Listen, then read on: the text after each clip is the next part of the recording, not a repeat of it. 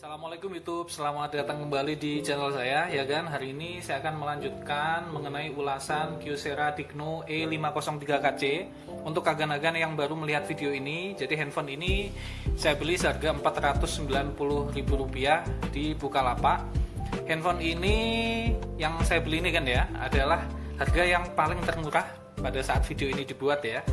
Jadi harganya ringnya itu mulai 490.000 sampai ada yang menjual 600.000. Nah, unit yang saya dapatkan sejauh ini tidak ada kendala, normal ya. Jadi kalau kemarin agan-agan pada saat video buka paket itu sedikit bermasalah pada saat saya membuka video, membuka kamera depan kan ya, karena baterainya low ya. Itu memang efek baterai yang tanam ini kan ya.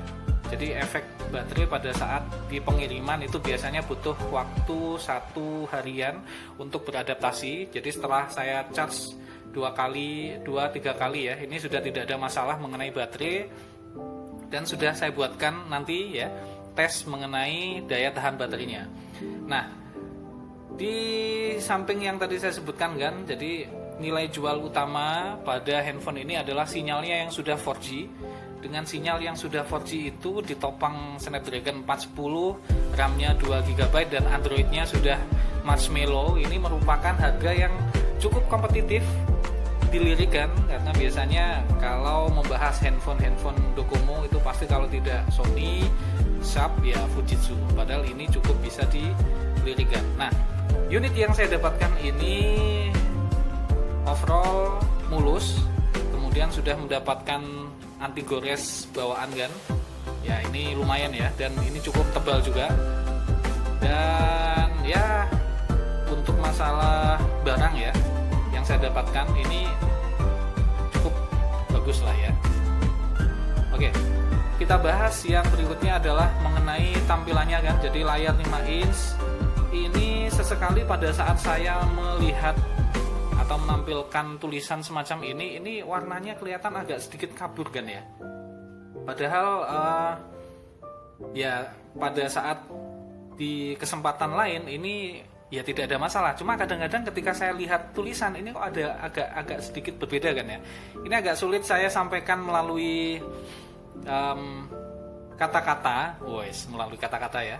Jadi kalau tidak agan-agan rasakan sendiri, ini agak sulit ya menyampaikan user experience-nya. Jadi layarnya menurut saya ini agak pas-pasan kan, menampilkan terutama detail ya. Nanti agan-agan bisa membandingkan sendiri. Jadi kadangkala kalau membaca atau melihat tulisan itu yang saya rasakan ya, pada saat yang backgroundnya putih semacam ini kan, ini agak sedikit pecah ya tampilannya.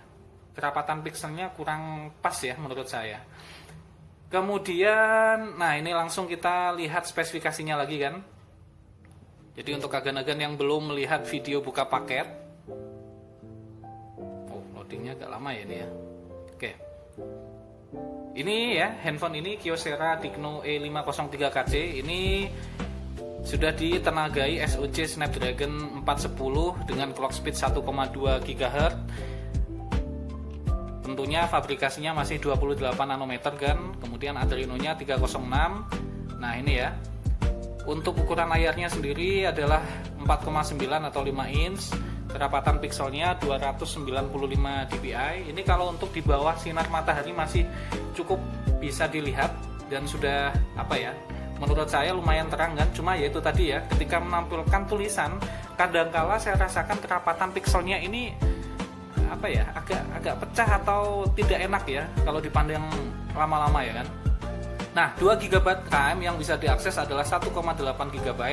Setelah saya install beberapa aplikasi, RAM-nya ini tersisa 60% atau 1,1 GB. Untuk manajemen RAM-nya sendiri kan, ini menurut saya cukup lumayan bagus ya dibandingkan handphone Fujitsu atau Sharp. Nah, ini ya yang sekaligus nilai kurang dari handphone ini, internal storage atau ROM-nya ini hanya 8 GB kan. 8 GB setelah dipotong sistem dan lain-lain yang bisa diakses ini hanya 3,5 GB. Ini sangat kurang sekali. Jadi saya rekomendasikan agan-agan ketika membeli handphone ini langsung tancapkan micro SD minimal 8 GB yang kelas 10 kan, yang bagus ya, jangan yang murah ya, karena kalau semacam itu agan-agan pilihkan yang biasa, nah ini akan mengganggu performa dari handphone ini. Nah ini yang bisa diakses ya, available storage-nya ini kan kurang dari 1 GB ya, jadi 370 MB-an ini nyesek sekali kan, ini nilai minus dari handphone ini ya. Nah Android-nya seperti yang agan-agan lihat dia sudah 6.0. Kemarin pada saat buka paket itu ada update software kan ya. Nah setelah saya sambungkan ke WiFi, entah update-nya ini hilang dan belum saya temukan ya sampai pada saat video ini dibuat. Jadi untuk security patch-nya ya sama ya seperti yang kemarin kan. Ini masih di Februari 2017, sudah lumayan ketinggalan 2 tahunan ini ya untuk security patch. Nah, pada saat agan-agan nyalakan ini akan disambut oleh beberapa bloatware yang mana bloatware ini tidak bisa dihapus. Nah, uniknya dari handphone ini sekalipun bloatware-nya tidak bisa dihapus, untuk manajemen RAM-nya ini cukup bagus. Jadi 2 GB itu masih cukup lumayan kan untuk diandalkan menginstal beberapa aplikasi. Cuma nyeseknya itu tadi kan di memori internalnya. Ini saya install PUBG saja ini sudah hampir menghabiskan seluruh sisa memori internal ya. Jadi kalau biasanya handphone Docomo, Fujitsu atau Sharp itu yang bermasalah RAM-nya terlalu nyesek, internalnya masih lega. Nah ini kebalikannya. Oke, ini saya pakai Poco Launcher kan ya.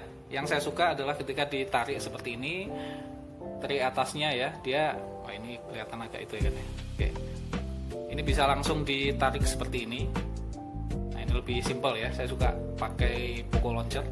Oke, kemudian kita lihat kelengkapan sensornya kan. Kelengkapan sensornya ini mirip seperti LG X-Screen yang kemarin saya review. Jadi absen di temperatur sensor, gyro ini juga absen, kemudian pressure sensor juga absen. Sekalipun pressure sensornya ini absen, ini diklaim bisa diajak menyelam. Cuma ya silakan kalau agan-agan berani uji nyali, silahkan nanti dibuktikan sendiri, karena bagian belakangnya ini sudah ada penutupnya kan ya. Ini saya buka lagi ya.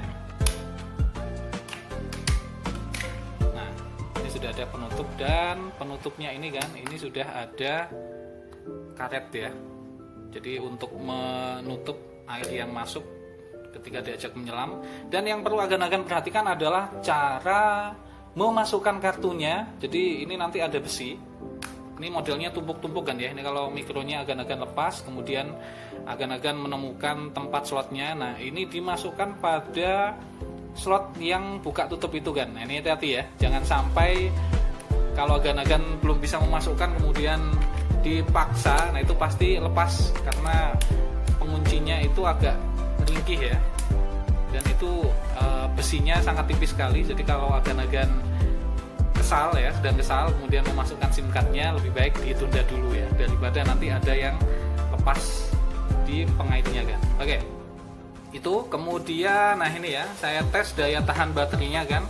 Daya tahan baterainya sendiri ini lumayan. Saya tes pakai PC Mark baterai, ini tembus 5 jam 39 menit, cukup lumayan untuk kapasitas baterai 2300 mAh. Ngecharge-nya juga lumayan kan, standar lah ya, 2 jaman ya, untuk penuh dari 20%. Nah skor Antutunya sendiri ini mendapatkan skor 32 ribuan. Untuk multitouch-nya dia bisa sampai 5 sentuhan. Oke, kemudian nah ini yang bertanya mengenai apakah sudah support NFC. Sayangnya masih belum support kan. Oke, kemudian apa ya? Oke, kita tes sinyal 4G-nya. Moga-moga muncul kan. Ini ya, ini saya pakai kartu Tri.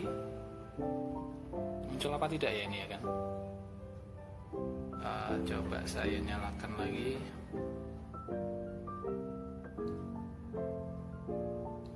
Ini ya, ada beberapa pilihan. Saya nyalakan saja roomnya.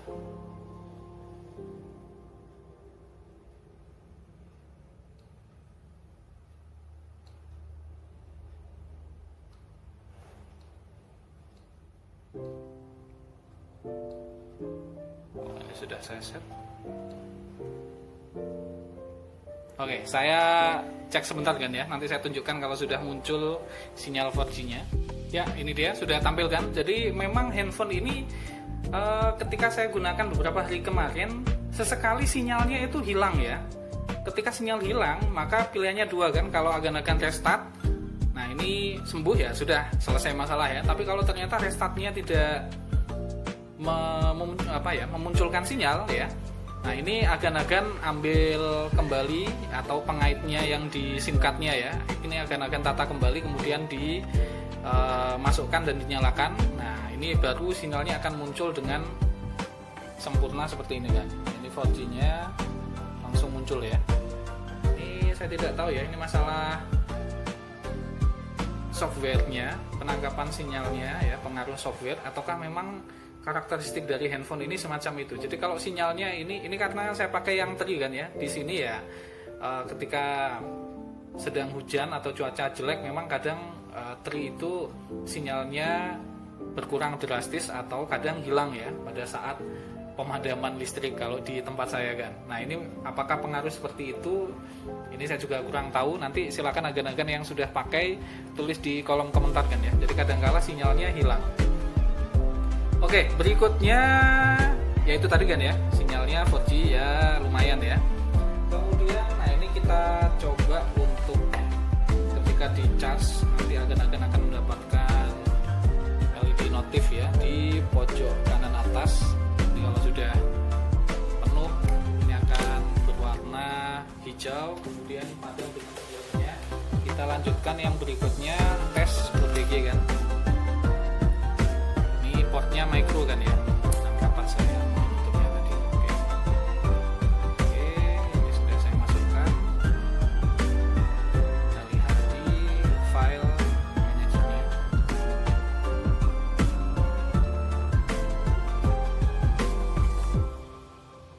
Oh, belum ada tanda-tanda terbaca ya kan.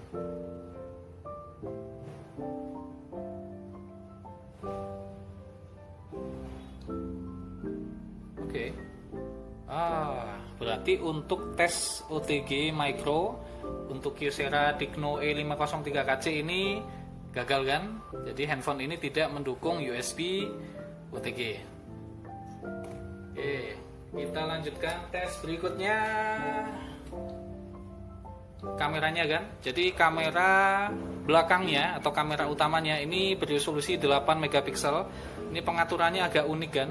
Jadi kalau agan-agan masuk ke menu setting, nanti ada other setting, mana ya kemarin ya? Oh ini, di bagian size-nya. Nah ini kalau agan-agan klik size-nya seperti ini agan-agan klik yang tanda seperti huruf I ini ya, abjad I ini kan. Nah ini ada pilihan resolusi. Ini untuk yang kamera maksimumnya ya. Jadi 8 megapiksel. Kemudian untuk video, kalau agan-agan pakai yang 8 megapiksel dia mentoknya di VGA. Tapi kalau agan-agan pakai yang resolusi untuk kamera biasa, mode kamera ini 6 megapiksel, dia bisa merekam sampai resolusi Full HD. Kemarin saya set ke Full HD untuk video, dan untuk yang kamera saya set yang di bagian bawah kan ya. Nah ini tidak jelas tertulis apakah frame per secondnya 30 ataukah 60. Kelihatannya sih 30 kan ya. Kemudian oke, kita lanjut ke bagian kamera depan. Kamera depannya ini untuk kamera belakang ini kalau kondisinya outdoor cukup bagus, tapi kalau kondisinya indoor ya hancur kan, noise-nya sangat banyak. Nah apalagi di kamera depannya ini kan, kamera depannya ini beresolusi 2 megapiksel. Ini akan bisa lihat resolusinya mentok ya. Nah ini ya, mentok di 2 megapiksel. Kemudian untuk video sudah ada pilihan sampai HD 720p. Nah ini kalau agan-agan pakai di indoor hasilnya hancur. Jadi kamera depannya ini gelap sekali kan. Nah ini bisa dilihat ya penampakannya. Noise-nya sangat banyak sekali. Ini tidak saya rekomendasikan dipakai untuk selfie di dalam ruangan karena tidak akan terlihat jelas ya. Nah, untuk lebih lengkapnya mengenai video dan hasil kamera dari handphone ini silakan disimak pada tayangan berikut ini kan.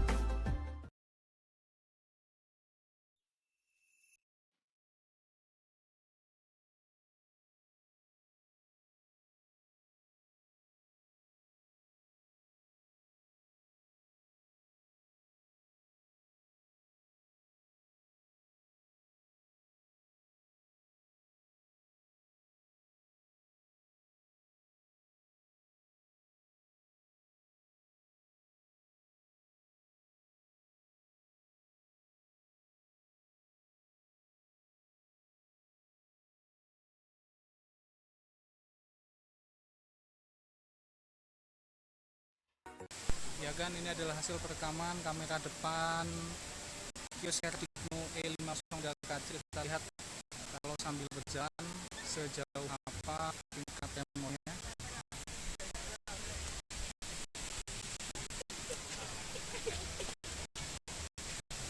Kita ke kafe yang ada di pinggiran sungai kan.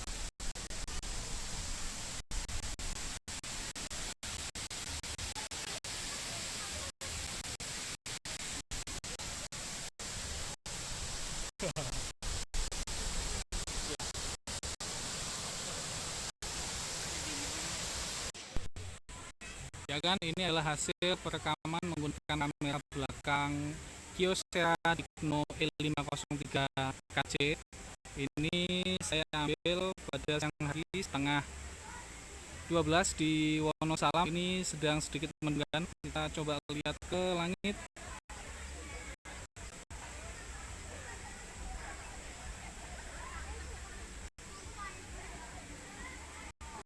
Ya, kita coba tes sambil jalan kan ya.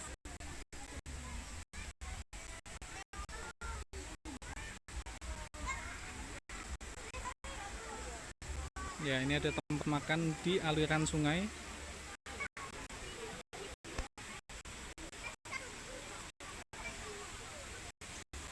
Suasananya sedikit mendung. Saya pelan-pelan mengesut karena handphone ini tidak ada fitur OIS atau AIS.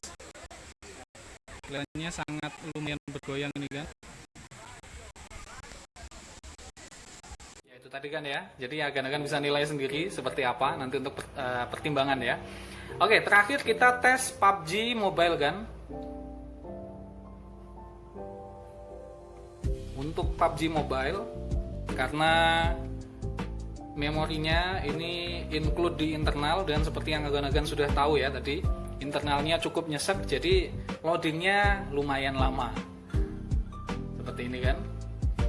Oke, saya percepat saja pada saat sudah siap untuk dites ya. Ya, ini dia. Jadi loadingnya cukup lumayan kan. Aduh, saya ditembak ini ya. Oke, saya bunuh dulu botnya kan. Saya aja pakai tangan kosong gitu aja ya.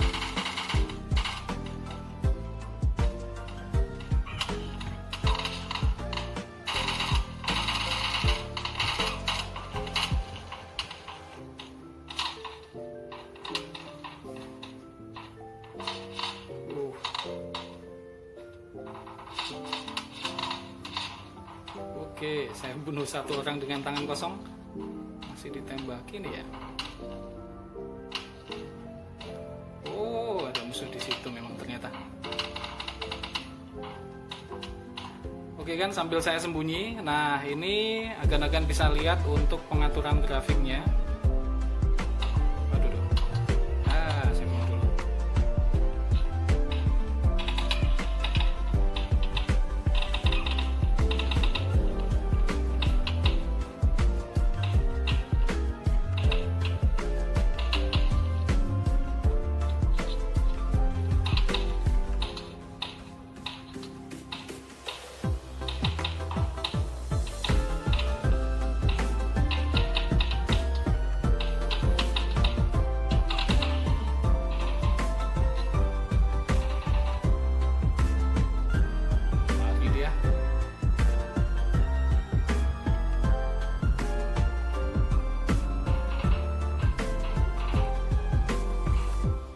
Oke, ini kita lihat pengaturannya dulu kan. Agak sulit ya ini dipegangnya.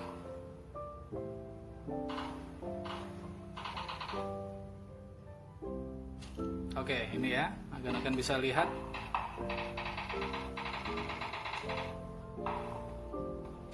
Ini HD-nya tidak bisa mentok di sini, medium dan balance.